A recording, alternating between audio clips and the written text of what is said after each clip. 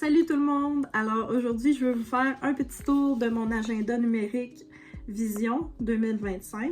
Cette vidéo va être un petit mode d'emploi pour ceux qui n'ont jamais utilisé d'agenda numérique et pour ceux aussi qui veulent savoir comment mon agenda numérique fonctionne. Alors venez avec moi, je vais vous montrer.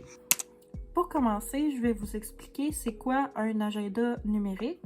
Dans le fond, c'est la même chose qu'un agenda papier, seulement c'est en format PDF. Et à l'intérieur, on a des hyperliens qui vous permettent de naviguer dans l'agenda. Pour modifier le PDF, il faut utiliser une application éditeur de PDF. Par exemple, GoodNote 6, qui vient soit en abonnement, soit en un achat unique, que j'aime beaucoup. On a Notability, qui, je crois, fonctionne sur un abonnement. Une autre option, c'est KiloNote. Et aussi, je crois qu'on peut ouvrir les PDF et les éditer sur l'application Notes de iPad. L'avantage des agendas numériques par rapport aux agendas papier, c'est que c'est écologique, c'est réutilisable, on peut l'effacer, recommencer l'an prochain. Et c'est facilement navigable, on n'a qu'à cliquer sur un lien et on accède à la page. Ensuite, la chose que j'aime le plus, c'est le bouton annuler. Donc c'est facile de faire des corrections. Si on fait une erreur, alors, on peut rapidement annuler. Puis aussi, c'est personnalisable. T'sais, on peut rajouter des photos, rajouter des images. Tandis que si tu utilises un agenda physique, il faudrait que tu imprimes toutes les images que tu veux rajouter et aussi que tu achètes des stickers. Tandis que moi, j'ai trouvé des milliers de stickers gratuits sur Internet que vous pouvez utiliser dans vos agendas digitaux. On peut commencer. Lorsque vous achetez l'agenda numérique Vision 2025, vous recevrez un PDF avec le lien de téléchargement. On n'a qu'à cliquer ici sur télécharger et ça ouvre mon Google Drive avec tous les fichiers nécessaires. Alors dans le Google Drive, on a 6 fichiers. En ordre, on a premièrement l'agenda numérique Vision 2025. Ensuite, on a les 18 pages de couverture. Le troisième, c'est l'aperçu pour l'agenda numérique Vision. Donc, cet aperçu couvre les mois de octobre, novembre et décembre de 2024. On a un zip contenant les autocollants en format PNG. On a ensuite les autocollants en format GoodNote. Et finalement, on a le mode d'emploi, qui est dans le fond un résumé du vidéo que vous écoutez présentement. Alors, on peut faire les 3 petits points et ensuite télécharger. Ça risque de prendre un petit peu de temps puisque c'est des PDF assez gros. Moi, je vais l'enregistrer dans mes fichiers sur mon iPad. Voilà, enregistré. Ensuite, je retourne dans Fichier et l'agenda est ici. On peut faire exporter et ouvrir avec GoodNote. Une fois dans GoodNotes, on peut choisir l'emplacement, le titre qu'on veut lui donner. Je peux enlever le 1. Voilà. Et importer dans un nouveau document.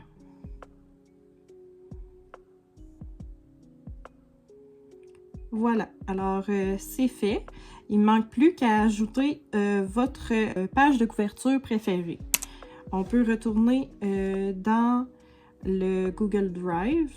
Vous, ça va peut-être être ouvert dans votre navigateur Internet. Et on peut télécharger les pages de couverture aussi. Moi, je ne vais pas télécharger une copie. Je vais ouvrir directement dans GoodNotes. Donc, on fait 3 petits points, ouvrir dans. Et les pages de couverture, puisque c'est 18 pages de couverture avec des grosses images, ça prend un peu plus de temps à télécharger. Alors, il est maintenant prêt à l'exportation. Je vais faire encore ouvrir dans GoodNotes. Et je ne vais pas l'importer dans le document actuel. Je vais importer dans un nouveau document. Puis moi, ça va être dans mes documents généraux. Donc, page de couverture.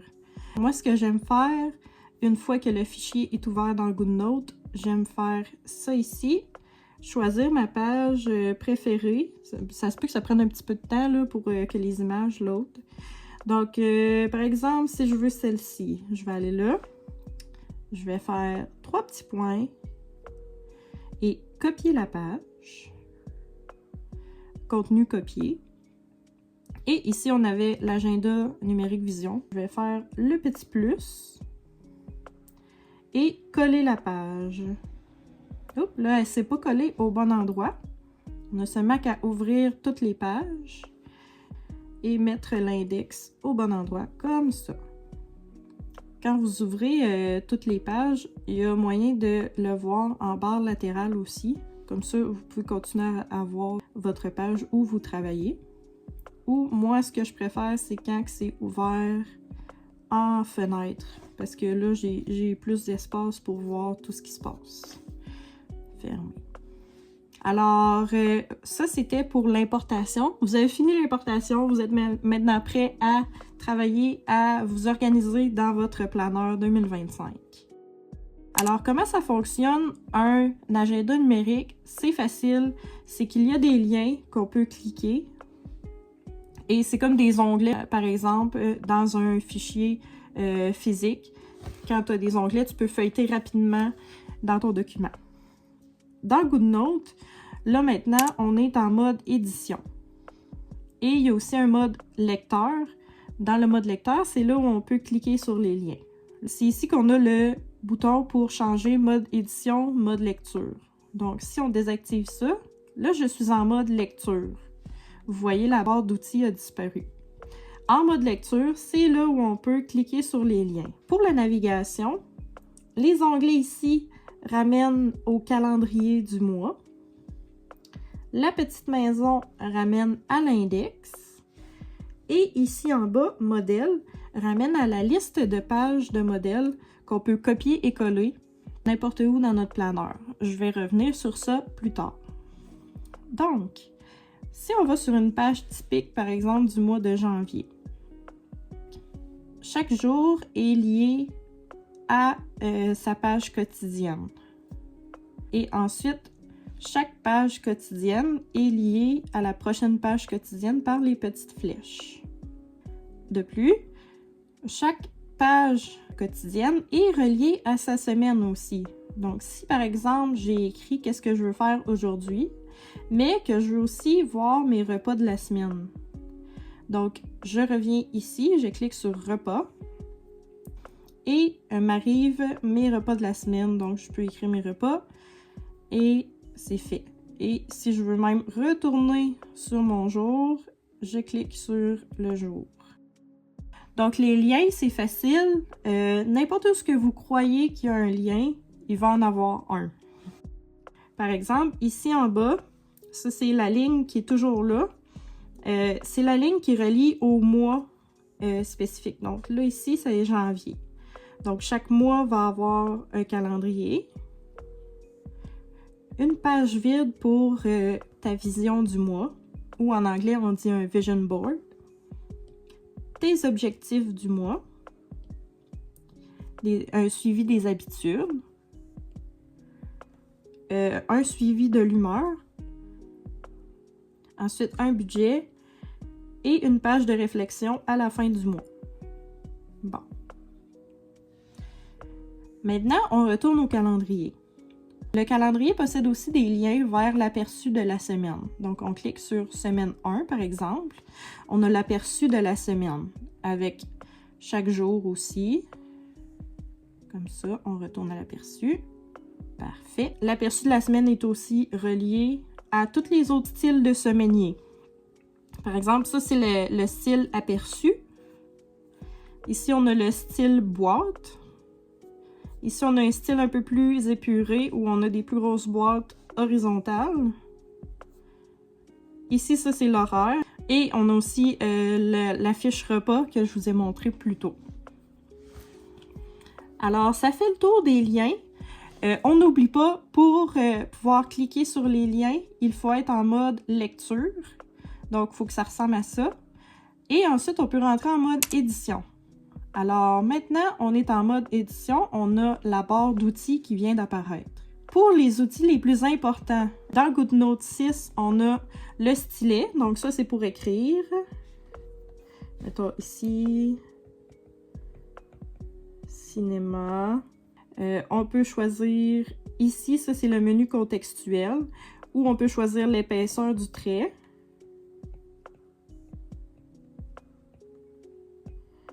On peut choisir aussi la couleur. Moi, j'ai enregistré beaucoup de couleurs spéciales. Pour enregistrer une couleur, on a seulement qu'à choisir une couleur personnalisée, comme ça. Et on peut faire ajouter. Elle est apparue dans nos pré-réglages. Donc, si on veut tout le temps la réutiliser, on la fait. Puis aussi, ben, on a plusieurs pastilles. Donc, tu sais, si vous voulez rapidement passer d'une couleur à une autre, comme moi, par exemple, j'ai tout le temps mon gris d'activer. Mais aussi, tu sais, si, par exemple, ce mois-ci, je préfère avoir un petit rose, ben, je vais tout le temps avoir mon petit rose proche. J'ai oublié de vous dire, quand vous faites des formes, par exemple, un cercle, si vous maintenez le crayon, la forme va se transformer en une forme parfaite. Comme un cercle, on peut même enlever le petit ombré qui s'est créé. On peut même faire un carré. Voilà. On peut aussi faire des rectangles et choisir de jouer sur la forme du rectangle. C'est sûr, si on fait une forme géométrique un peu bizarre, ben là, elle va suivre notre forme. Si quand on fait une forme, on fait retour en arrière, ben là, ça transforme, ça enlève le contour de la forme. Donc ça, c'est le fun, je peux la déplacer. Si je veux, par exemple, mettre ces cases en évidence, j'ai seulement qu'à faire ça. Donc, si je veux, par exemple, redimensionner ce carré, je vais dans Sélection, je le sélectionne. Le petit menu qui apparaît, on a redimensionné. Je vais faire comme ça. Je vais le déplacer. Tiens. Bon, c'est ça. Deuxième outil, on a l'outil Efface. Tout d'abord, dans le menu contextuel, on peut choisir la grosseur d'efface. Ensuite, il y a 3 types d'efface. Je vais dessiner un peu. Premièrement, l'efface trait va enlever le trait que vous avez fait sans lever votre crayon. Par exemple, ça, je l'ai fait tout d'un trait, donc il va s'enlever au complet. Oups. Je vais descendre un peu la grosseur de mon efface. Ici, si je veux enlever ce trait-là, voilà, c'est fait. Ensuite, l'efface standard va effacer une partie de trait. Par exemple, celle-là, je l'ai faite très rapidement, donc ça l'enlève des plus grosses parties. Mais ici, on écrit un peu plus lentement. Ça va effacer des parties très petites. L'efface de précision, ça va effacer seulement ce que l'efface va toucher. Par exemple, ici, oh, j'enlève seulement là. Je vais enlever seulement ça ici. Donc, c'est très précis. Moi, ce que j'aime, c'est la gomme trait. Parce que quand j'écris, je lève habituellement mon crayon pour chaque lettre. Donc, si par exemple, je veux effacer le I ici, je peux y arriver facilement. Maintenant, pour l'outil surligneur, le troisième, je l'aime beaucoup puisque ça permet de mettre en évidence rapidement quelque chose. Par exemple, ici, si je m'en vais en voyage, je n'ai qu'à surligner toutes ces dates.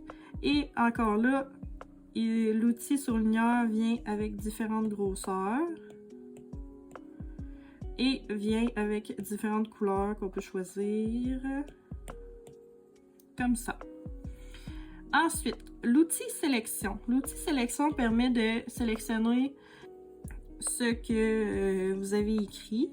Permet aussi de sélectionner, par exemple, une image et de la déplacer.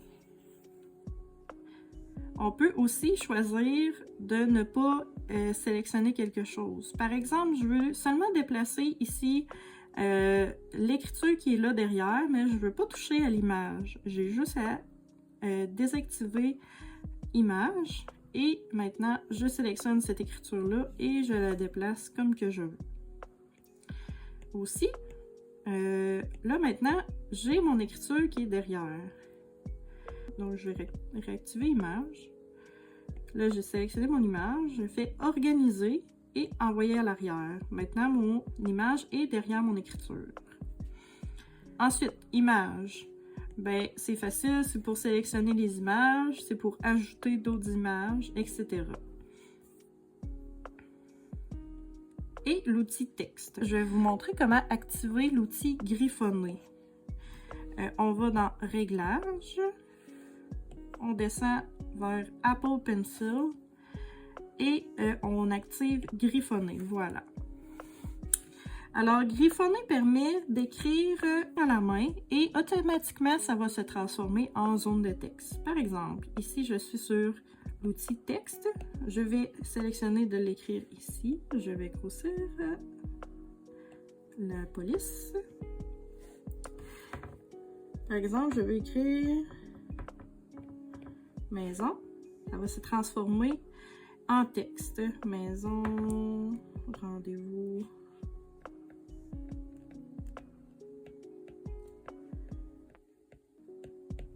Voilà. Maintenant, comme vous le voyez, mon texte est toujours trop petit. Alors moi, je vais l'ajuster comme je le veux et je vais aller cliquer ici sur le texte avec un petit cœur et on fait enregistrer comme style par défaut. Donc par défaut, si vous êtes sur un autre outil, vous allez dans texte.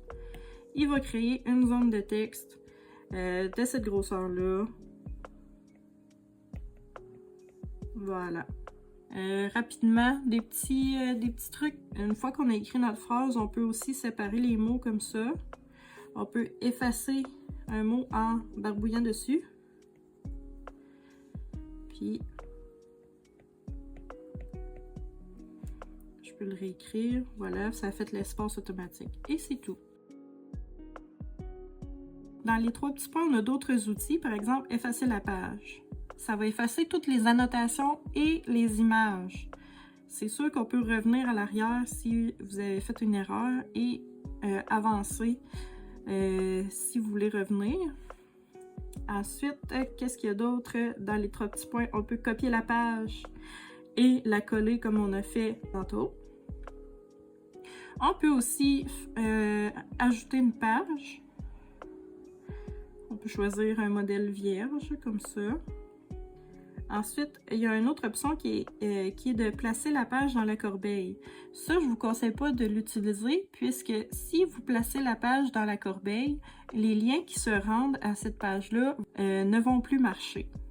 Par exemple, si je fais placer la page dans la corbeille, comme ça, bien là, j'ai plus mon calendrier du mois de mai. Donc, si je vais, je désactive mon mode édition. Si je vais en mars, ensuite, je vais aller en mai. Vous voyez, le lien est toujours là, mais il ne fonctionne pas. Si vous faites l'erreur de supprimer une page importante, vous pouvez sortir et aller dans vos documents. Le petit engrenage ici. Vous allez dans Corbeille. Et c'est là que vous pouvez voir la page que vous avez supprimée. Simplement faites restaurer. Et je crois que les pages vont être bonnes, si je ne me trompe pas. Je vais aller voir ça. Et c'était la page de mai que j'avais supprimée. Voilà, ça fonctionne. Donc, c'est possible de récupérer des pages qu'on a supprimées, mais faire attention à ne pas faire ça avec trop de confiance. Moi, je vous conseille de garder les pages jusqu'à ce que vous êtes sûr à 100% que vous ne les voulez pas. Maintenant, je voulais vous montrer des pages de modèles. Ici, on a des sections personnalisées. Par exemple, si je veux me faire une section finance. Maintenant, j'ai écrit finance. Je vais aller sur la page finance. Section 1 va être ma page finance. Voilà. Je vais aller dans les modèles et j'ai une section finance ici. Si je veux mettre par exemple la page suivi des dépenses dans ma section finance, je vais faire 3 petits points, copier la page. Je vais aller ensuite dans ma section finance et je vais faire plus et coller la page. Voilà. Alors maintenant, j'ai ma section finance, j'ai la page que j'ai copiée, je peux écrire dedans. Puis ensuite, ma deuxième section si je veux écrire d'autres choses. Et pour finir, ben, comme je vous ai mentionné plus tôt, l'agenda vient avec des autocollants digitaux. Je vais vous montrer qu'est-ce qu'on a comme option pour ce qui est de l'importation. Premièrement, on a le livret d'autocollant GoodNote. On peut faire les 3 petits points, ouvrir dans. Donc, c'est parfait pour ceux qui ont l'application GoodNote parce que votre livret d'autocollant est tout déjà monté puis vous pouvez déjà utiliser les collants. Donc, ouvrir avec GoodNote. Et moi, je vais l'importer dans un nouveau document. Je vais choisir seulement le document. Des fois, ça se peut que ça prenne du temps puisque c'est des fichiers lourds qui ont beaucoup de photos dedans. Donc, ça, c'est le livret d'autocollant. Comme vous pouvez le voir, si vous allez en mode édition et l'outil photo, chaque image est découpée, puis c'est un PNG, donc il n'y a pas d'arrière-plan sur ces images-là. Donc, ce qui est le fun, c'est que vous faites seulement un petit copier, vous retournez dans votre agenda et n'importe où, on va activer le mode lecteur, par exemple là, on maintient le crayon et on fait coller. Voilà pour la première méthode. La première méthode, c'est de télécharger le livret d'autocollant GoodNote. La seconde méthode, je vais retourner dans Google Drive. La deuxième méthode, c'est si vous n'avez pas GoodNote, on peut télécharger le zip avec les autocollants en format PNG. Donc, je vais faire télécharger. Il va préparer l'exportation. Puisque c'est de l'eau fichier, ça peut prendre quelques instants. On va faire enregistrer dans fichier, enregistrer. Ensuite, je vais dans mes fichiers, je clique sur le zip, ça va le dézipper. Donc, dans le zip, on voit, j'ai 4 dossiers. J'ai les autocollants de couleur beige, de couleur jaune doux et taupe. Et ici, j'ai autres, là où on a les chiffres et les formes géométriques de style boho. Donc, si vous voulez facilement importer des stickers, et j'aime aussi cette méthode-là, moi je me mets en mode paysage. Je vais ici sur mon planeur. Les 3 petits points en haut, Split View. Donc, ça, c'est pour activer l'écran partagé. On choisit l'endroit où sont vos autocollants, donc fichier, autocollant, beige. Puis, par exemple, ma fiche repas. Voilà.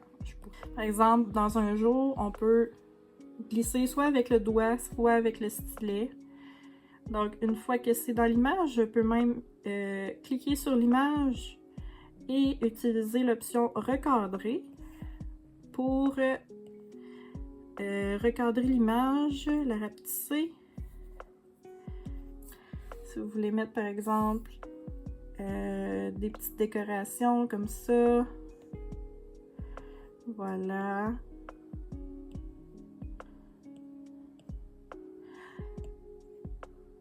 Puis, ce qui est le fun avec GoodNote, c'est que vous pouvez recadrer, vous pouvez étirer, rapetisser. Et les options, on peut dupliquer facilement. On peut recadrer, ça je vous l'avais montré. Mais on peut recadrer de façon rectangulaire ou en freehand qu'on appelle. C'est qu'on peut contourner la forme. Et voilà. Donc, si par exemple, j'ai cette image-là, je veux seulement avoir cette forme-là, mais je ne peux pas le faire avec l'option rectangle, puisque ça donne ça, on va tout avoir celui-là dans les jambes. Ben, je fais seulement ça, comme ça. Et voilà, on a une forme bizarre. La troisième façon d'importer des stickers, c'est via les éléments. Donc, les éléments, c'est comme des petites collections qui vont toujours être dans votre GoodNotes. Et vous allez accéder par cette icône-là. Donc, moi, il était caché dans mes outils masqués. On peut l'amener dans les outils qui ne sont pas masqués avec la personnalisation. C'est par exemple, moi, il était dans mes outils masqués, j'ai fait le plus et ils sont devenus visibles. Donc, peut-être que vous avez déjà des collections, mais je vais vous montrer comment faire pour en créer une nouvelle. On fait le plus. On écrit par exemple le titre. Si je veux, par exemple, que tous mes autocollants de couleur beige soient là. Je vais monter le menu et faire glisser l'application Fichier.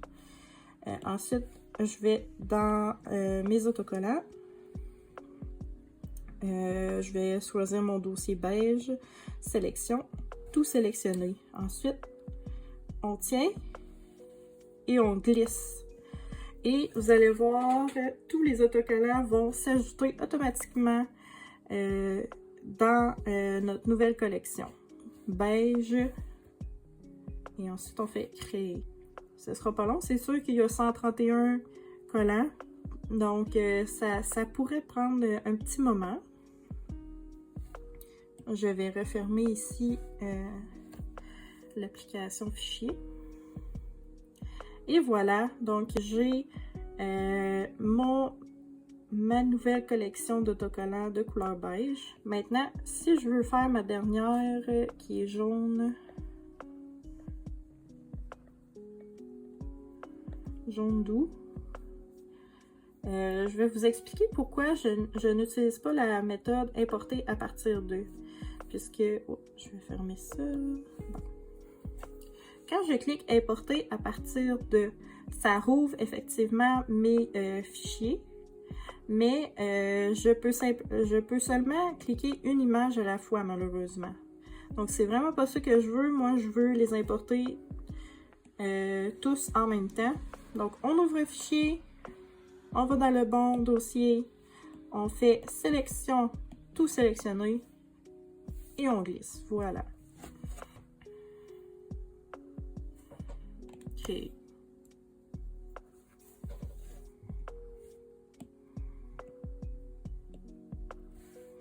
Bon. Une fois que vos autocollants, vos manières d'utiliser les autocollants sont prêtes, je vais vous montrer comment c'est facile d'ajouter des autocollants de 3 manières différentes. Les 3 manières dont j'ai montré. Premièrement, en ouvrant votre livret d'autocollants, on choisit l'autocollant, on s'assure qu'on est sur le mode édition et l'outil image. On fait copier et on colle celui qu'on veut. Parfait. Réunion. Ensuite, deuxième méthode, on choisit d'ouvrir en vue partagée notre dossier fichier, par exemple celui-là, et on peut glisser à l'intérieur, voilà. Ensuite, si on referme ça, on peut aller aussi dans les éléments. Si vous avez créé une collection éléments, on choisit notre autocollant et on ne fait que le glisser, ou tiens, on peut cliquer et il se dépose au centre. Voilà. Ensuite, il y a aussi l'option, quand on a des éléments, de l'ouvrir en vue partagée également. Là, donc, en vue partagée, il faut glisser. Donc, je ne vais pas aller en gros détail, mais si vous voulez plus de trucs et astuces pour comprendre GoodNotes en détail, en profondeur, je vous conseille d'aller suivre ma page Instagram où je vais mettre des petits tutoriels à chaque semaine. Et j'espère que ce mode d'emploi vous a été très utile. Je souhaite que l'agenda numérique Vision soit un bon outil pour vous cette année. Si vous avez aimé la vidéo, s'il vous plaît, me donner un petit cœur et peut-être suivre ma page. Alors, je vous souhaite une très bonne journée. Au revoir!